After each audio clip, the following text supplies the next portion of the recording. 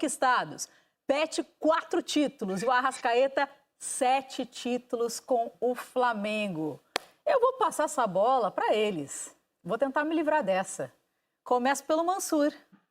Como eu não posso? O Sardinha está aqui falando no ponto eletrônico que eu não posso me livrar. Que isso, estou aqui como mediadora desse debate. Só isso. Muda a ordem da votação. Passou para o Mansur, você vota depois.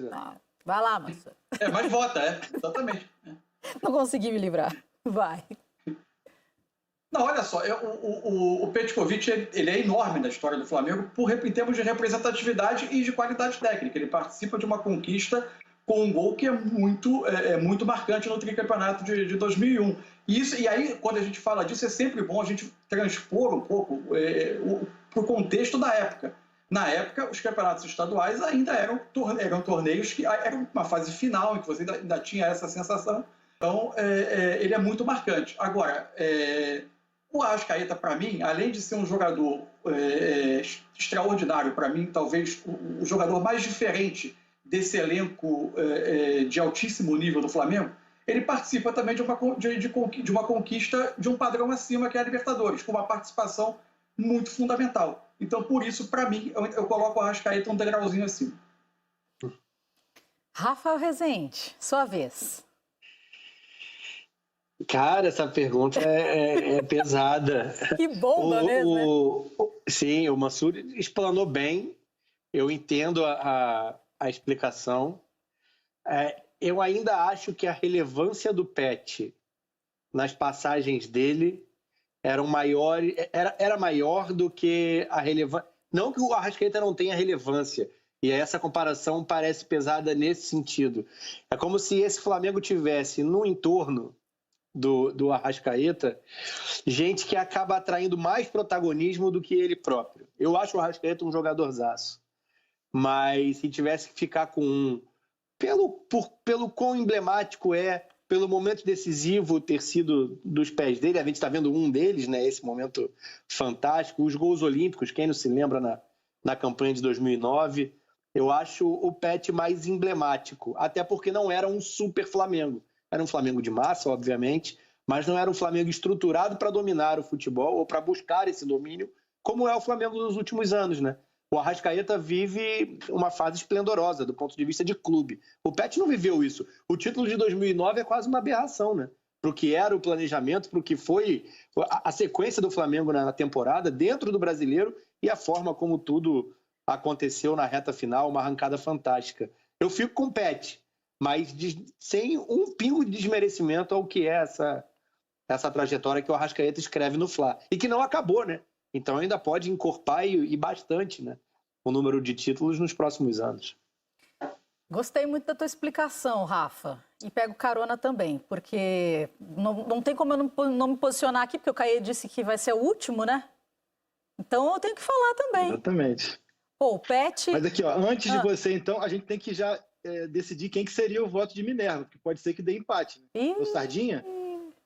Pode ser o Sardinha, o nosso diretor que fica no meu ponto eletrônico. Agora ele tá bem quietinho. Ô, Sardinha, você tá me escutando? Tá mudo. Olha, não, ele me responde, tô mudo. Me respondeu porque não tá mudo, né? Mas ele vai só se manifestar no momento certo. Ele não fala muito, não é muito de falar no ponto eletrônico, só quando é para puxar a orelha ou também para criar essas brincadeiras que vocês armam aí nos bastidores. Aí ele serve para isso, né? Esse ponto eletrônico serve para isso. Mas, Caê, eu vou aproveitar que o Rafa falou e eu também concordo com o Rafa. Acho que são momentos totalmente diferentes. O Pet foi muito emblemático para o momento que ele estava no Flamengo e não era um Flamengo super campeão com tantas estrelas para dividir esse protagonismo com o Pet. Bem diferente do Flamengo de 2019 que a gente viu em campo e que tem o Arrascaeta até hoje também como uma das principais peças do elenco. Mas é totalmente diferente. É complicado a gente comparar duas épocas tão distintas, mas tão importantes. Se a gente falar de títulos, o Flamengo de agora, do Arrascaeta, então o Arrascaeta acaba pendendo mais para o lado dele. Se a gente falar de importância, os dois ficam equilibrados. Mas se a gente falar de história de Flamengo, na minha opinião, aí eu fico com o Petkovic. Agora sou eu? Último, né? Não, então, meu voto até, a gente trouxe esse debate também no podcast hoje, meu voto é pro Arrascaeta, não só como maior gringo da história do Flamengo, como um dos maiores que já passou pelo Brasil. O que ele faz, que ele tem feito no período que ele está aqui é algo gigantesco.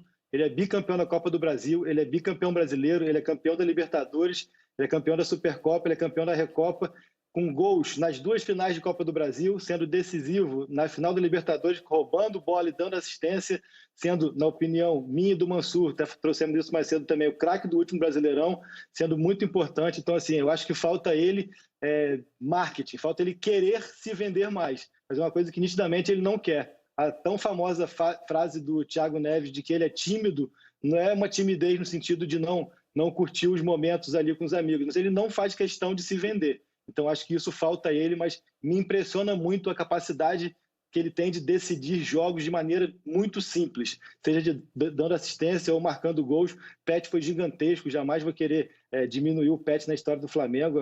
É um debate muito legal de ser feito, que traz muitos argumentos de um lado e de outro. Esse argumento, por sinal, de que o Pet jogou em times que não tinham tantas estrelas, não é bem assim. Jogou com o Júlio César, com o Juan, com o Léo Moura, com o Maldonado, com o Adriano, com o Alex, com o Denilson, com o Edilson, em épocas diferentes. Então, assim, teve também seus grandes times que não deram certo, e aí por N motivos, mas acho que são 2 grandíssimos estrangeiros na história do Flamengo, mas meu voto é do Uruguai, porque eu sou muito fã de Arrascaeta.